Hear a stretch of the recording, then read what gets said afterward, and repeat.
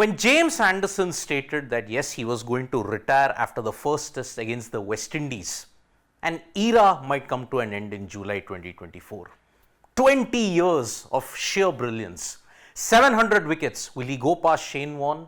That remains to be seen. But James Anderson has now opened up on the decisions that led to his retirement call. How did it all happen? And looking at the future, in the BBC Tailenders podcast that he was speaking to, he revealed that yes, if I wanted to extend my career, it would have been a stretch. Now, in that podcast, James Anderson revealed one of the factors that was there in the meeting that was held. Around April end, that meeting was held, and in that, James Anderson said, I feel like we have been talking about it for 10 years because every coach that I've had has gone, how long are you going to play for? That was the major topic that every time a coach would come, James Anderson would be asked that question. But the major factor of consideration was, could a 43-year-old we make the Ashes in 18 months time, because you've got 1.5 years for the next Ashes down under.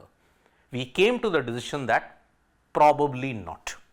43-year-old playing in the Ashes, yes, James Anderson, you had about 15 to 16 tests to ensure that you went out on a high.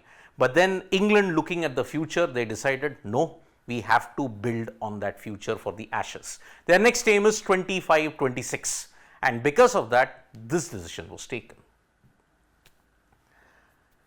He could have very well stretched his career because he was bowling very well.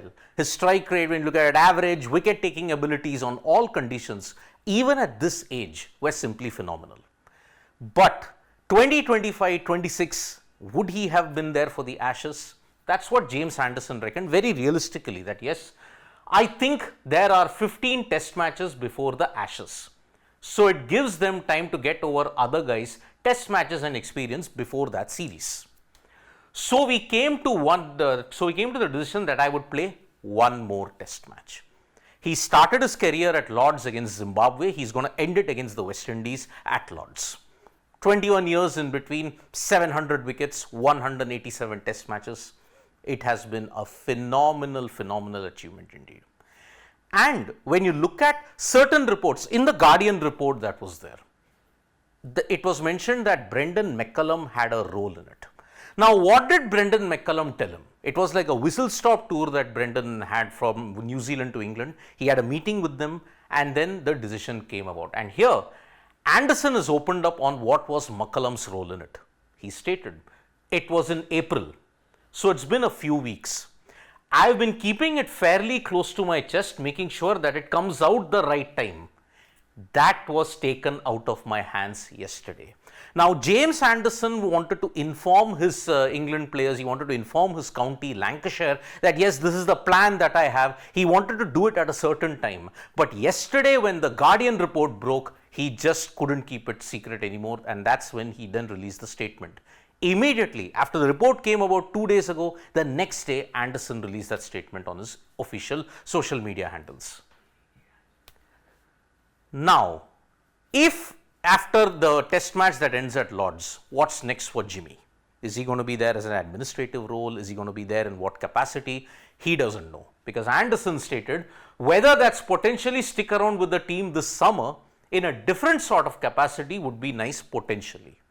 It is part of the thought process. I am not 100% set on what I am going to do next, because he's often expressed confusion also that what is going to be his role with Lancashire.